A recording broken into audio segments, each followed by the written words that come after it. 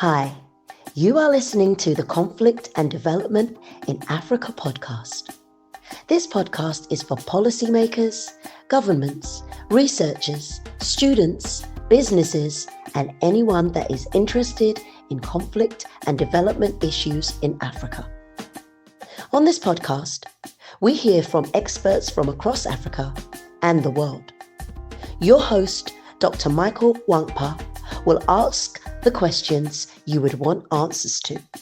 Michael Nwankpa has an extensive experience spanning over a decade studying, researching, writing, and consulting on conflict and development issues in Africa.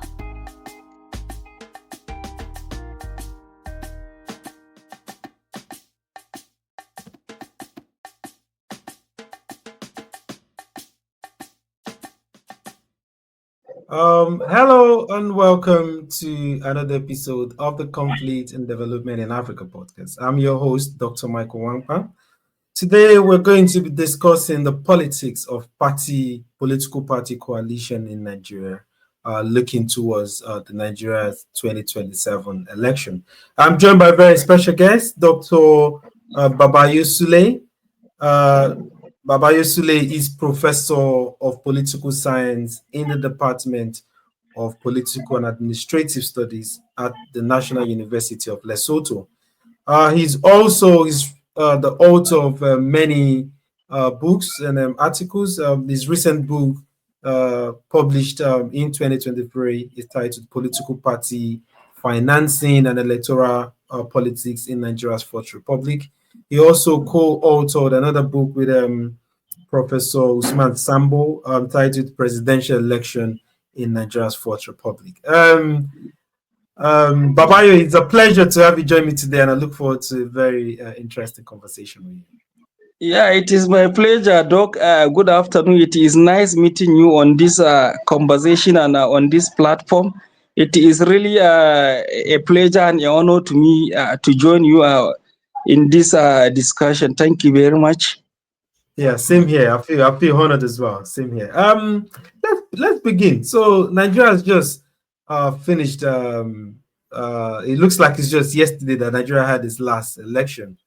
Already, we're already talking about 2027, the forthcoming election, and we started seeing the political board, the chess game. People are already planning, and alliances are being formed. And there's a new opposition party that is a coalition of different parties and different elites, former presidential candidates. But then again, this seems to be a pattern that we've seen in Nigeria's political history, especially in the Fourth Republic. Do you think this forms that pattern, or is this different? Well, thank you very much, Prof. To begin with, the discussion, the issue of political parties in Nigeria's Fourth Republic is complex, is multidimensional, and it is really not an easy topic of analysis, because no matter how or where you look at it, you will find that Nigerian parties are always peculiar and unique in their character, although you may classify them within the context of the African parties. But even that, to me, I tend to adopt a reductionist method in describing Nigeria's parties than a generalized perspective of an African party or African parties, because some of the characteristics of the Nigerian parties seems to depart from the usual norm of the African parties in terms of organization, institutionalization, operation, and other activities. Yes, we have seen, in essence, you can say that in the history of the country, we have over almost 150 political parties from 1922 to date, but the Fourth Republic is more interesting because it took the largest share of almost 70% or 80% of the total political parties registered. From 1999 to date, we have counted over 100 registered parties, although some of them were registered, deregistered, some of them were re-registered, all this. Now, the issue is the foundation Ideally, a political party is supposed to drive and mobilize a movement of like minds with a particular or specific interest that can generate people's support and that can also guide people's directions toward politics, toward issues, toward policies. But in the context of the Nigerian political arena, in most cases, parties emerge, assemble, dissemble at the same time just for one. Although I have a different opinion from what most Nigerian scholars believe, or other global scholars, that Nigerian parties lack ideology. No, they have an ideology. The fundamental ideology behind our parties just scramble for power. So it is ideology to me, because to have the zeal to always contest and struggle to capture power is also an ideology of it is. We consider they are power parties. I tag them this way based on my own study of the parties and their characteristics. Especially, I come up with this position in my latest book published, Nigerian Political Parties in the Fourth Republic: Evolution, Characteristics, and Dynamic of Transformation. So they have come, sometimes they align and realign. Even the alliance or the coalition itself can be categorized into different groups. Sometimes there is a mild coalition, and sometimes there is a very strong coalition. For example, if you take a kind of a coalition between NCNC of Dr. Nandi Azikiwe of blessed memory and that of Tafawa Balewa Sardona of blessed memory, that's MPC, I think it is a very strong coalition because it led to a situation whereby a government is formed, in which, if none of them entered into a coalition with the other, there is a possibility that none might form a government in the First Republic. And then power is somehow equally shared at the same time. One party having the privilege of having the office of the president, and the other having of the prime minister. But if you look at the coalition and their patterns in the Fourth Republic, for example, from 1999, most people do not even know that coalition have been taking place in various elections, but in such a way that it will not catch off attention. For example, in 2003, out of almost 30 parties registered by INEC, about 23 or 27 of them declared that they are not fielding any candidate, but rather they are supporting the PDP presidential candidate. And at this point, it is paramount to conceptualize or to compartmentalize the coalition itself, that it is different from merger, and then it is different also from party switching. That's the official term. They call it decamping in our language. You know it. Because some people are confusing the three. I have given many lectures and speeches on this, that we need to differentiate.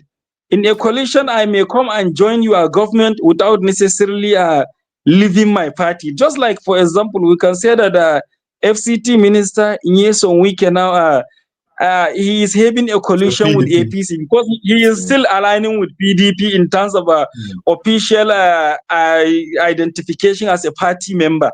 But he is serving in the government of APC, and he worked for the success of the government of APC in 2023. So he is a coalition. He didn't decamp, and neither also from a merger. And when we talk of a merger, we know all what it means. We have seen what happened in terms of APC merger in 2013, which led to the where the CPC, some faction of ABGA, actually led by Rochas Okorocha, and the ACN, ANPP, and then the new PDP, which was not officially part of the merger, but later joined the party through what we call the campaign. So therefore, there is this alignment. In 2007 general elections, the same thing also occurred, where about 40 registered parties, although many of them are fielded candidates for the presidential contest, but there are many parties that even with the presidential candidate, they still decided that they are supporting the PDP candidate, led President Umaru Yar'Adua, and they did that. And then in 2011, it also occurred the same thing. So also in 2015. So this always used to occur. But the magnum opus or the zenith of the coalition, I think, started attracting attention in Nigeria's public from 2013 with the emergence of APC, which are to me uh, came in essence.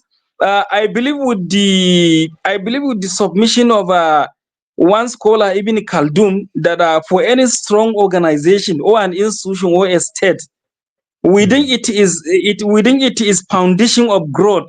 It also has within it the seat of its destruction. This is exactly what happened to PDP. If you look at the foundation for the establishment of the People's Democratic Party, you can see that right from the inception, the kind of interest, the type of groups that came up to form that party cannot sustain their diverse interests. Retired army generals, retired security personnel ranging from military and paramilitary, seasoned politicians for many decades, multinational business tycoons, a technocrat, bureaucrat, and almost it is very difficult to contain the interest of all this and combine it within the ideology and the principles of that party from the beginning. In fact, it is even said that PDP is even recommended that it is commendable the way they were able to sustain their internal conflict up to 2015 because of the interest. Some are even projecting that it might have teared off right from 2003 or 2007. So now coming back, but the major problem is I had a privilege to interview one of the founding fathers of PDP. That why is it that the party is always embroiled in seemingly irreconcilable conflict and internal crisis? He responded this way: that when the party was formed, the pioneer acting chairman of the party, I think Sunday Awoni, yes, that insisted that principles must be established and reaffirmed in order to have a democratic party. But unfortunately, he mentioned that some party members diverted and cornered party's interest into a personal interest, and that was the beginning or the foundation whereby you can see that PDP lacks a very strong ideology, except the one that I mentioned, that the scramble for power, and maybe the second ideology you can say pursuing neoliberal interests, which they did during their 16 years and which APC is also doing. So comparing the parties of PDP and APC, you can simply say that they almost share similar characteristics, not even characteristics, even membership. I can say that without any iota of doubt that almost 80 to 90% of APC members are past PDP members, and past PDP members are current APC members. Maybe with the exception of few leaders like led Muhammadu Buhari and the current President Bola Ahmed Tinubu, almost you hardly identify an APC member that was not coming from the former PDP. And perhaps this is the simple explanation why they are behaving the way they are behaving, because it is just as simple for me to remove the shade of my body and just replace it with another color, while I am myself. By just changing my color, I'm just a chameleon like acting, but there is nothing that changed. So the zenith of collision in this country captured people's interest and attention with APC. In fact, many people had given up that there might be a party or a candidate that may likely unseat PDP for the next 60 years, and they had altered themselves such. But with the coming of APC in 2013 and the way APC managed an opposition in a most very democratic way, always attacking PDP on issues, on policies, and other things, attracting people and also attracting the campaigns from various perspectives. This led to impact even before the 2015 general elections. For every keen follower of Nigeria's politics and election, you know that PDP was pursuing a lost battle, because all indicators pointed that PDP was going and APC was coming. That happened. But then the same thing in essence, one of the consequences of the coalition is that now some people from particularly the APC side are now saying that they are sidelined. I mean, from the CPC, that is from the Muhammadu Buhari led CPC coalition part, are now saying that they are sidelined, they are marginalized by the ruling APC, so they are now rushing to form. In fact, this is the foundation or the major reason that they are offering for their own movement to form a coalition. Now a coalition is on ground. In essence, I have never seen in the history of elections where an electoral cycle, people notice has already informed us, enlightened us that an electoral cycle begins immediately after an election. Yeah, I have seen it practically in Nigeria. In fact, I'm even trying to write a paper on people notice analysis of electoral cycle and Nigeria's political imbroglio starting from 2023 to that. Because to me, immediately after the 2023 general elections, campaign started. Alignment, realignment, the alignment, and all this started immediately. If you Let look at me the way, let me let me okay, pause you a bit. I know there's a lot to talk about. We'll come to this current coalition. Let's talk yes, about for our viewers that don't understand this republic. So the first republic, the republics define the times, the periods when Nigeria has been under a civilian government, elections and everything. So the first republic was when Nigeria had elections, isn't it? When yes, again the independence from 1960 all the way to 1966, and then we had interruption with the military, and then Nigeria had another second republic, I think 79 too, and then was also interrupted by another military in 83, and then there was a botched third republic in the 1990 93 elections that was botched, and then we've now been in the fourth republic since 1999, where we've been enjoying this long period of stuff. Now, you mentioned the first republic. You mentioned we had it was more regional or ethno-regional. We had NCNC. Can you hear me? We had NCNC, which was regionally or geopolitically tagged the Igbo party. Can you hear me? When's that happen? Okay, yeah, so I was saying in the First Republic, you made some kind of comparison. So I wanted to briefly touch on the difference. So we had NCNC, which was geopolitically tagged the Southeast or Igbo party. I have the I think Alliance for Democracy, which was the Yoruba. They had the the other party, yes. NDC. Thank you very much. Prof, one of the merits that one must give to PDP and APC as ruling parties in the Fourth Republic, that is before coming back to your question, is that Mm, at least they have a national outlook, because there is no state that you will go without finding either PDP or APC, either previously ruling or ruled or is now ruling, which is a mm, merit at least, because it is now our previous culture of ethnic, regional, and religious parties now to a more national parties, but without an ideology compared to the previous ones. Now, coming back to the First Republic, which mm, it begins from 1960 after winning political independence to 1966. Before that, republic was terminated by the military intervention. Now, the mm, parties, if you look at it, the major factor to me that led to how the parties emerge and how they behave, maybe we must go back and trace it to the 1944-46 Sir Arthur Richard Constitution, which mm, introduced regionalism and by extension, the foundation of Nigeria's federalism. These regions were autonomous, independent, but were also reporting to the British colony in Lagos. mm, This also came off with an opportunity for election into the House of Representatives, which mm, was already powered by activists and unionists in Lagos in 1922, which was granted partially, but was mm, expanded in the 1944 Constitution.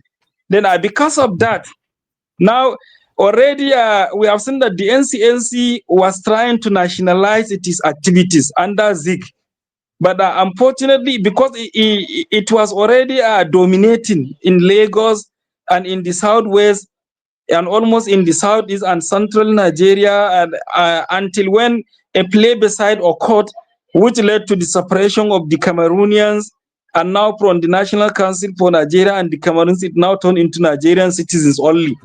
Now, after that, immediately a traditional, or rather a cultural pan-Yoruba organization, Egbe Omo Odudua, was converted into a party action group by Awolowo, Akintolas, and others.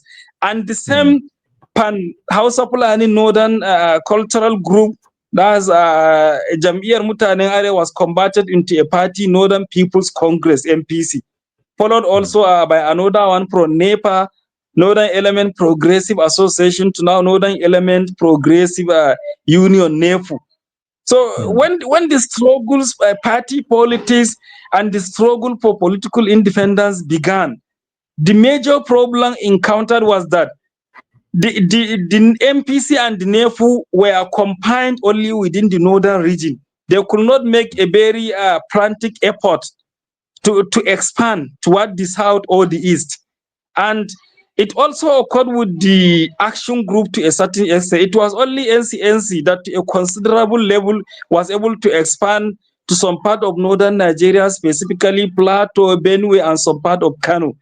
Now, the nationalists now started pursuing political independence within a parallel framework of regional, ethnic, and religious interests, even though you cannot say they are devoid of ideology. For example, we all know that the action group has an ideology of pursuing pre-education, some kind of regional development. We know that NCNC was a radical party that adopted militant nationalism just to see that the British just go back home, enough is enough. And then while the MPC is a little bit conservative, is preserving and is trying to drag even the political freedom to a certain time in order to have some also leverage that they will lean on when it comes to the political independence. So that continues, and the politics continues this way, the campaigning, the election pattern, and all this. So that by 1959, when the independence election was conducted, no party was able to secure a majority vote. And that was because almost, if you look at the pattern of the vote, I will say almost 100% of the vote of MPC came from the northern part of the country, while 100% of the vote for the NEFU came from only Kano and some part of Kaduna then. While if you look at the vote, almost 95% of the vote of Action Group also came from the west, the Yoruba-dominated area. While the MPC also had majority of it is vote from the east, or rather what constitute present Nigeria's south, south, and southeast. But the MPC made a headway in getting some votes, some significant ones from the west, which are drastically affected the performance of AG in that zone and also in some part of central Nigeria. So because of that, no party was able to secure a majority to form a government. And since Nigeria was bequeathed with a Westminster parliamentary model of governance, we had no choice in order to have a prime minister and form a government. The only alternative is to go for re-election, or if we cannot go for another election, is to form a coalition. But then the fear at that time was that even if election will be reconducted 3 times again, there was every tendency and every possibility that the voting, the outcome will be the same. So we'll just continue to waste money, waste time, waste resources, drag our political freedom. Because of all this, the nationalists now started thinking of an alternative. And that was what led to the coalition. Initially, it was a dialogue which started between the AG and NCNC, but it could not materialize. Then another dialogue between the MPC and the AG, it could not be actualized. Then finally, the NCNC and the MPC settled down, formed a government, and then we had what we had in the First Republic, and the government was running. Unfortunately, before what happened has happened. Then that was briefly the First Republic politically and in terms of party politics. But there were so many crises, conflict, and issues even with the parties even during that time, to the extent that some parties even threatened not to participate in the 1964 federal elections until some measures were taken by the ruling party of particularly the MPC, especially the AG. It even threatened to boycott the election, while the NCNC only agreed that it may boycott the election if some principles are not met. But then that also repeated itself in the Second Republic, exactly between the UPN and the MPP and the MPN. So that's why I said the Nigerian parties have a unique or peculiar character, and it seems they have been retaining or maintaining the same character separate from most African parties. I want to, Babayo, let me, the historical context is very, very important, because any nation that neglects history will always repeat the mistake of, like you rightly said, that there seems to be a pattern, you know, but then again, you mentioned the distinction with the Fourth Republic, and that also speaks to the issue of the federal character that is enshrined in the Constitution, where each party has to have some kind of like percentage across the whole 36 states. But I guess the question that I want to ask now is this: if we look at, let's come back to the Fourth Republic. Let's focus on the Fourth Republic and say, from the Fourth Republic, when Obasanjo, I think it was in 2003, like you mentioned, wanted to go for the third term, and you were saying 30 parties wanted to support that. That is also not without antecedent. I think Abacha, during the military rule, wanted 5 parties also kind of like wanted to support Abacha as the sole president for the 5 parties. So we moved on from there to 2013 with the emergence of the ACN that then Drew Buhari, sacked the PDP, and then we've seen ACN. Now again, we're seeing another after ACN from 2015. Now this is about 10 years. We see another coalition, the ADC coalition, coming on. But the last election, which you've not written about, I know you always write about several elections, is quite distinct, because we had like a third force in the Labour Party with President Ito, that threw like a spanner in the works of the usual kind of like party politics or party this thing we have. Now in this new coalition that is brewing, the African Democratic Congress, with Amechi of the former PDP, like you rightly said, these are the same people in different parties. Atiku, which is PDP. We see Nasser El-Rufai. I don't know which party he's always been in. Then with Peter Obi. Well, APC, SDP, now ADC. Now with this new coalition that is formed, what can you say about this new coalition in this trajectory of political parties in the nation of Nigeria? What chance do they stand, and what complexity do they present? Does it present? Thank you very much.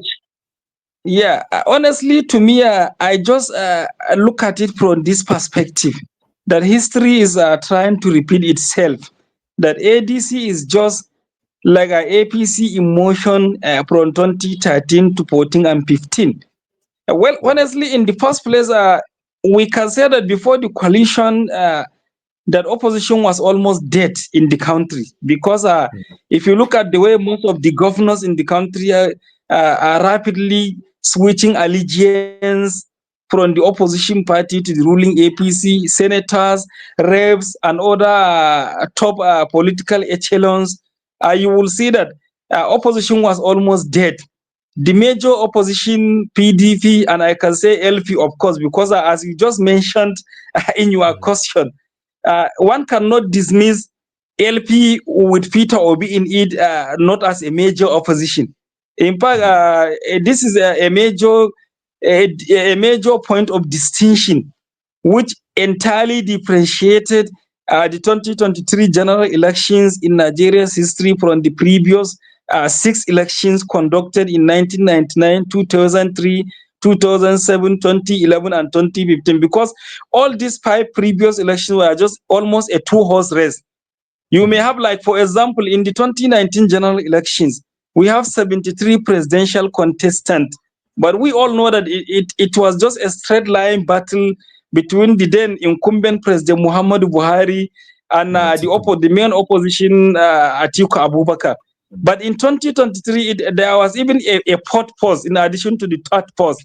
Because Tinubu aside in the ruling party, Atiku has a major opposition in the PDP, Peter Obi in the LP, and then Konkoso, of course, in NNPP. Even though Konkoso was only able to take charge of his own state, which it was anticipated even before the election, but still is a major force because the state he is controlling is a swing state. Yeah. And I would like to win that state because of the quantity of the votes, and also because of sometimes in politics also there is psychological message that he wins Kano, yes, he wins Lagos. So there are some states that if you win, that alone is enough to demoralize your co-contestant, or your opposition. So the coalition to me is it has its own antecedent. It has its own post-coalition problems. It is not even taking shape right now. We have now seen that, particularly to me, where you see Atiku Abubakar and Peter Obi is a place where no one should joke with that, because whether we like it or not, they remained for Atiku Abubakar. He remained a major, prominent political figure in Nigeria's political history since 1980s for almost now 5 decades. As for Peter Obi, in the Fourth Republic, we all know he's influential. For a governor that ruled Anambra State, is not a state that you can easily dismiss. Is one of the major economic hub powers, and also not only that, population-wise, strategically wise, and not only that, we have seen how within less than 1 year, Peter Obi was able to revive a seemingly comatose party that was just quickly dismissed as oh, this one is just the usual ones. Within just less than a year, he was able to revive that party and was able to squad board that if you add this board to Atiku Abubakar's board, Tinubu will not only lose the election, but he will lose it woefully in a most disgraceful way. But the way the vote went, if you look at it, even the winner had only a difference of not more than 2.something million with Peter Obi, someone that just revived the party in less than 1 year. So to see Atiku Abubakar, someone that can go as far as penetrate not the southwest, where Tinubu was contesting to even win 1 or 2 states. Someone that can also penetrate southeast or south to win 1 or 2 states coming from the north. And then with Peter Obi's mighty power and the support he is now, in fact, I can say that Peter Obi is the new Buhari of Nigeria, particularly the southeast and the south. If Peter Obi will contest today, I believe he will still garner this vote if he didn't even get more. And particularly, Peter Obi is having an advantage of what we call the Igbo question. What I mean by the Igbo question is, Igbos as Nigerians and within the federation, for how long will they continue to be onlookers when it comes to the plum office of the presidency? It is a very critical question. So based on this, therefore, when you see people like Atiku, like Peter Obi, and Rufai, and of course we have seen, in fact, if you like, you can say that the entire CPC block of APC, comprising the Buhari boys, like the former vice president of APC National, Dr. Salih Mohammed Lukman, like Rufai, like the former minister of Attorney General, former minister of Justice, Abubakar Malami, and many others. All these are from the Buhari camp, and from all indications, they are all coming to the ADC. And there are many in the PDP that were aggrieved that the PDP is now being emasculated and being shattered by the wicked shadow hands, invisible shadow hands. So they are also aggrieved, and they may also come to the ADC. And even within the APC, there may be some disgruntled members that either now they are nursing their injuries, they are buying for the best time to relocate to the coalition, or they are waiting to see if the opportunities will avail them with the best means to secure a ticket. But where they didn't get, they will quickly rush.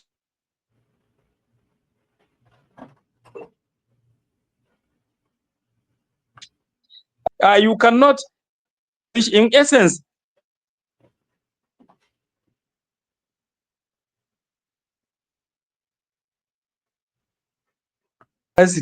well, as I was saying, I think I could remember the point that I stopped at where I need to pick up Then I was saying that in this regard, you cannot joke with the coalition, because the coalition is already making APC to sit off in terms of many issues. But let So me pause you. Let me pause you. Sorry to pause you. Let's talk about this coalition. There's some inherent challenge within this coalition now. And yesterday I was yes, reading another spanner again. There's another challenge that we have four major, let me just say two major powers that now P2B has, like Riley said, Atiku Abubakar is a veteran for over 5 decades. He's yes, been a former vice president. And then we have P2B that has the grassroots obedience movement behind him. And so in this power coalition and alignment, what do you think, what's going to be the level of compromise to get the right candidate among all these powers? And secondly, I've heard again, good luck Jonathan as well. I was hearing some stories yesterday of, potential restoration of villages that are coming to the mix.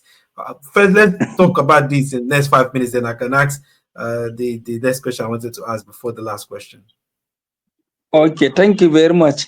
Yes, the coalition is facing a serious challenge, because it seems to be there are two political stalwarts that may not likely compromise any means except to clinch the presidential ticket on that party platform. As you said, even I myself also came across such rumors, or rather some speculations, that former President Jonathan is also trying to throw his hat into the ring.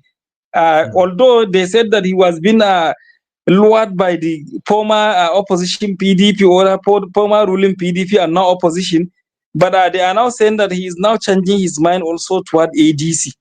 Now, if you can have Atiku Abubakar, Peter Obi, and Jonathan in the same party, you know that these three will not compromise anything except the presidential ticket.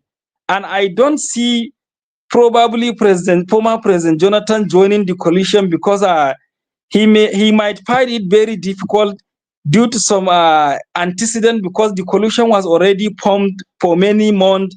It has taken a shape, a movement, with majorly Atiku Abubakar and Peter Obi coming up with their structures, with their loyalities, with their strategies. So for now, President Jonathan to key in, they may not reject him, but he may find it very difficult to penetrate and take over and take charge of the leadership within the party. So, but for these two, for Peter Obi and Atiku Abubakar, I don't see anyone agreeing by whatever standard to relinquish his contest or his ambition for the order. Maybe and it is not maybe to me. Let me say this. Maybe we may come back and discuss this with you. They have to go for primaries, but I don't know what will be the outcome of the primaries. If they may have an agreement before the primaries, whether if anyone wins, the order will support him. Either he should be taken, for example, like Atiku Abubakar, I believe, may not likely at this age and with the experience agree to be a vice presidential running mate to Peter Obi. If he lost to Peter Obi, the next best thing to do is just to become a party elder and work toward the success of the party.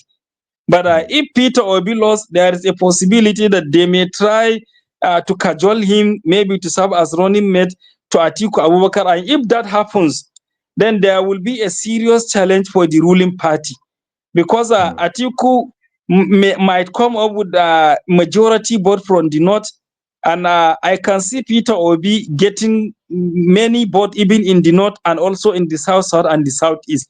And in this regard, I think there are also some speculations that there is a subterranean movement, that there is this nocturnal attempt by the ruling party to ensure that Atiku Obi ticket has never been, no matter what it will take. In essence, it is even I heard from someone, but this is just something that I don't have an academic standing to support, that there was every attempt to lure Peter Obi to contest under the PDP platform. But his response was that he is not contesting just to serve as a stooge or puppet of someone. He is contesting in order to win genuinely, because he has some political ideas that he wants to also present on the table before Nigerians. So based on this, I believe Peter Obi in the coalition is a very powerful ally. No matter what I fear is either way, if it is Atiku that secures the ticket and then Peter Obi becomes a running mate, it's a serious headache for the ruling party. If it is Peter Obi that secures the ticket and then secures the support of Peter Obi, El Rufai, and others, is another serious headache for the ruling party. Either way, the coalition is a very strong move that one cannot quickly dismiss. The only issue is, consider that many Nigerians are also opinion that there is no distinguishing dividing line between the APC and the coalition in the ADC, that they are all the same old wines in a new bottle, but of the same feeder, whatever. But even with that, for those of us that are keenly following the democratic process in the country, we always want a strong coalition or a strong opposition. Even if it is not going to win, at least it will make the ruling party to sit off and pass the tax and the responsibilities that it is supposed to deliver. So therefore, the coalition opposition is already making APC jittery, based on my understanding, and it is going to be a serious challenge, no matter between these two who squares the ticket. Even if he didn't win, then there is going to be a very tight contest, except on the other way, if Jonathan key in PDP, then it is going to be a repeat of what happens in 2023, because Jonathan is a force that, you can't definitely dismiss former President Jonathan. Definitely, he will be a force. So it all depends on how the permutations work out as the process is unveiling itself gradually.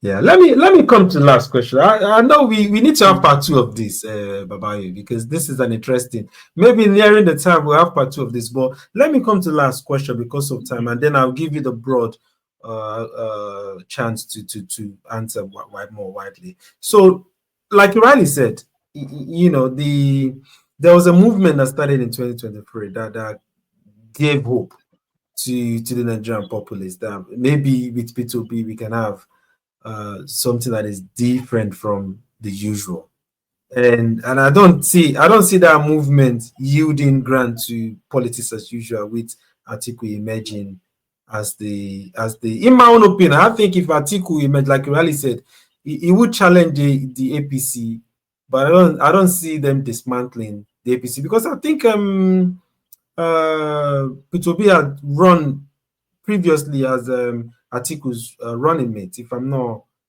mistaken, against Yes, he did. and it, you know, so I don't see how that again would make sense. But I guess my question I want to ask is this: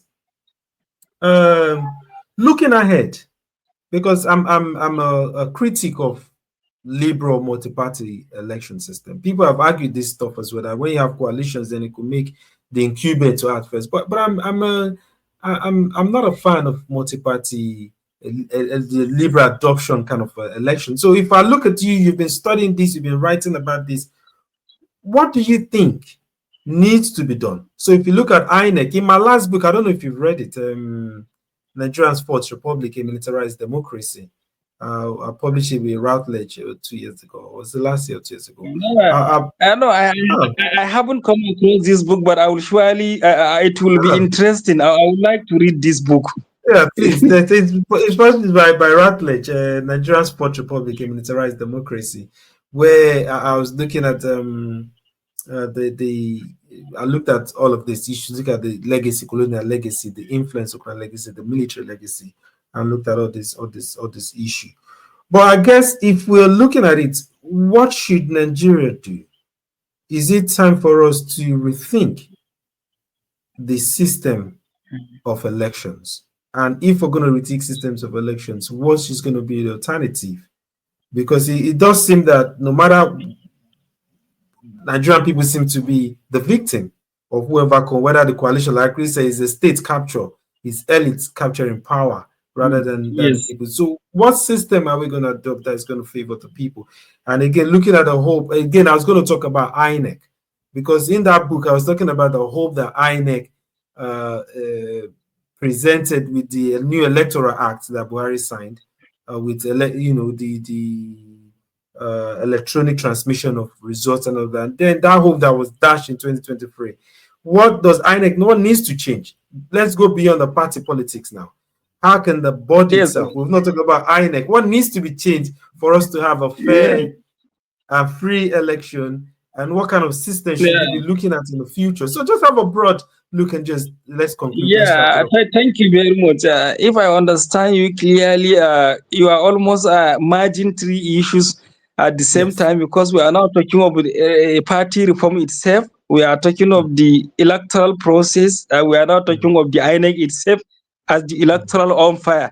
Well, there is a mm, book we have just written with, together with Professor Sambo. I think that book will be published this October, Electoral Administration and Reforms in Nigeria's Fourth Republic mm. by Okay. Bloomsbury.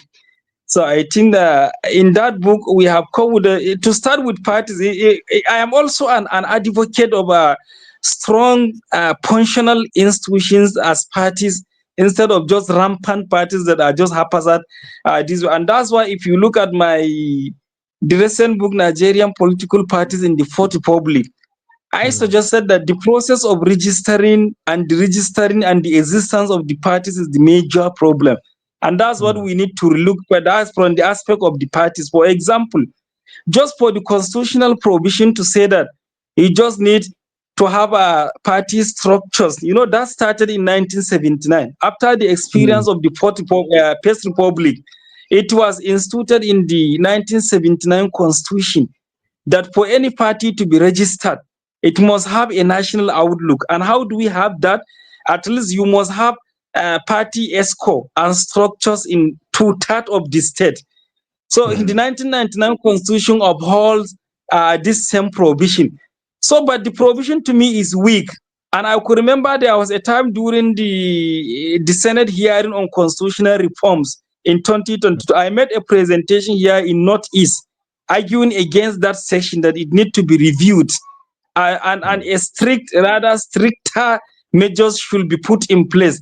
For example, if you say just I should just have structures in 24 states and FCT Abuja and just 1 million, and then I have a name of the party and the logo, and then just write 30 applications to the INEC. That's why now we have over 100 applications currently before the INEC table, because it is so easy to do that. And mm, if you say that for a party to continue to exist, it just need to win either a councillor seat, or just a chairmanship seat, or even just one local government during either a national assembly or presidential or state house of assembly or gubernatorial elections. You are mm, providing a flexible means for parties to be easily registered and to easily retain their identity as parties. So this is where I am coming up, that one, the process of registration should be made more strict. First of all mm, is that you must not only have structures in 24 states, you must have in FCT Abuja, in 36 states, and in 774 local government, which will be very difficult for any unserious organization or association or a move to meet this criteria, except a mm, serious party. If we are not lucky, we may spend the next 30 years without having a party that will fulfill that. Second, we not only need logo and a name and whatever, but the cost of the registration should also be made expensive, because by saying that one should just pay 1 million and register, I think it's just a bazaar, it's just a bonus. So let's make it something like 100 or 200 million, so that only a serious group that is sure that it is there to stay that will contest. As for the party's survival, my own suggestion in that book is that if a party didn't win either a presidential seat or a senatorial seat or a House of Representatives seat or a gubernatorial seat or a state House of Assembly seat, that mm, party should be deregistered immediately, because that party has no business. So through this way, we may succeed in deregistering majority parties, and maybe we may only end up with only five. And then this five will also find it difficult to survive in the future if we maintain this strict or rigid prohibition. So this is when it comes to the issue of the party, because we cannot continue to be toying and joking with these parties where we have. I was a returning officer of one local government election in mm, 2019. I know what I underwent. You will see the Form EC8 where you will report. You will see it as big as it is as longer as I am. So you have to open it and be following it as if it is a mini blackboard in a classroom, which is unfair. It's difficult. Even the ballot paper, you will see the very long one. It is confusing. So that's from the aspect of the party. When it comes to the electoral aspect, I will definitely share that book with you so that you will Yeah, share your please own do. views with me Yeah. for future Mm. analysis. Some of the Yeah. suggestion is that, I Yeah, also I would quoted like the to review it. I would like to review it and see if you can yes, review yes, mine as well. yeah, I Yeah. will Yeah. share it with you definitely once it is published. So, Mm.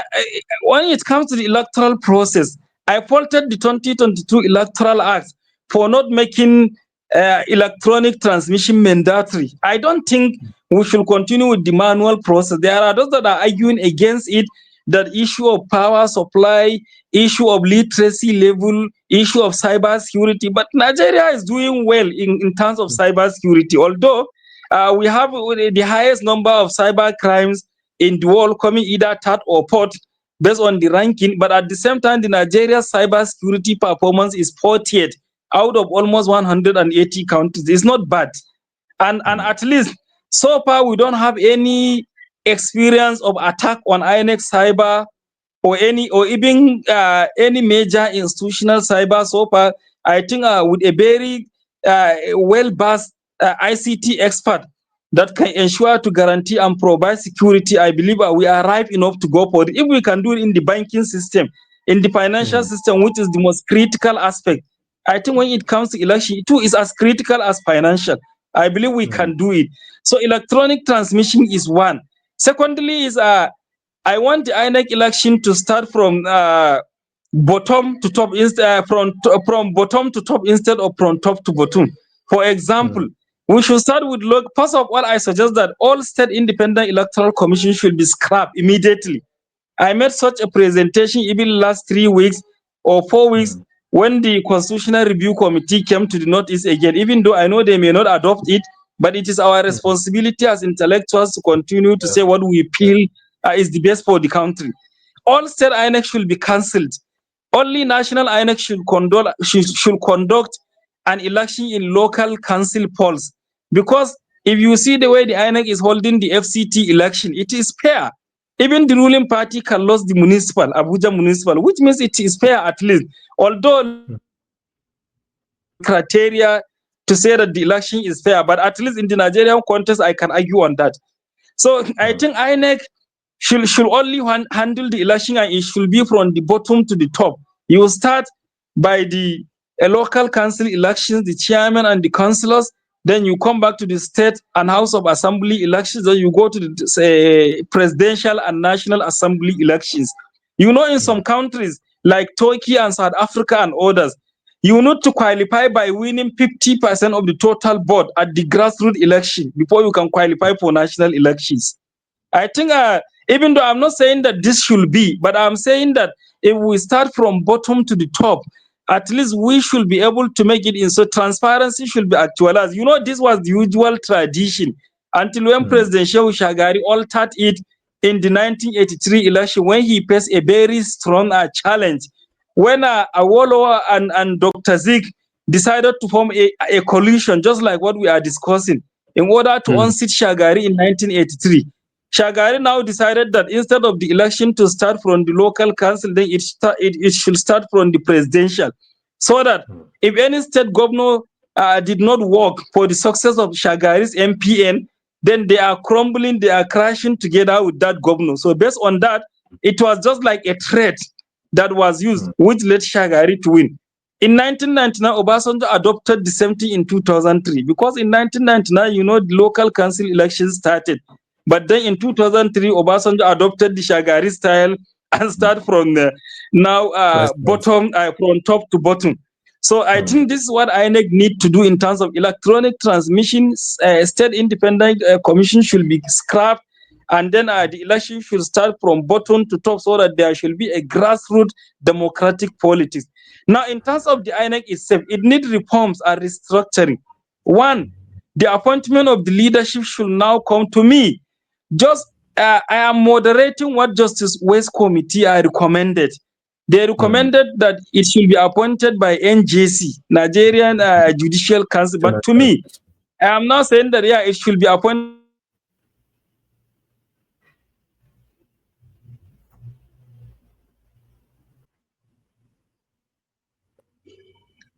Yeah, that committee should have at least some pressure groups, including the MBA, ASU, Nigerian Medical Association, Nigerian Labour Congress, Nigerian National Association of Nigerian Students, and then other various pressure groups. Each should send one representative. That this representative will now sit down and advertise a vacancy for either the INEC chairman or any director or whatever, or even consider the appointment of the national commissioners. Then they should be the ones to advertise, they should be the ones to scrutinize, they should be the one to appoint. National Assembly should ratify, the hands of executive should be entirely pushed out from the process of the appointment. This is what, when it comes to one of the recommendations, this is one of the recommendations that I am making when it comes to the INEC. Now, the second reforms when it comes to INEC is that I am thinking that some of the provisions in the Electoral Act, in terms of maximum expenditure limit for candidate, in terms of sanctions, particularly the sanctions, they are too weak. INEC should come up with stricter measures and then should went to the National Assembly and ask for at least a reform of these sections. Even though I interviewed a senator, sorry not to make you to laugh, I asked him that why are you always reluctant when it comes to laws that are very critical and that are very beneficial when it comes to anti-corruption crusade, you don't want to pass it. He said that, are you expecting criminals to make a law that will now put them in the net of criminality? That was how he responded. So I just laugh and smile and say, well, probably whenever I'm distinguished senator, whenever I'm reporting this, your response, I will always quote you. I will not say I'm the one saying it so that you will not call me before the house and ask me to defend. So actually, I think these are the reforms that I think should involve in terms of party, in terms of electoral process, and in terms of INEC itself. Yes. Yeah, Babayo, unfortunately, we are running out of time, but this is amazing. I really enjoyed it. Yeah, it is very interesting too. I enjoyed the questions and even the analysis, because sometimes you touch like the way for me too. So you see, it is really interesting and nice also meeting you. I already met you many years ago through your work. So I'm yes, just meeting I will you now. send you details of my last book. Yes, please. And then see if you can review it. Then I'll also look at your book as well and see what I review. But this thing is echoing back, so I'll just let continue the conversation. Yeah, what's up? Yeah, thank you very much. It is my pleasure to have this conversation this afternoon. Yeah, me too. You have a great day. Thank you very much. No, thank you very much. Have a nice day. My pleasure. You too.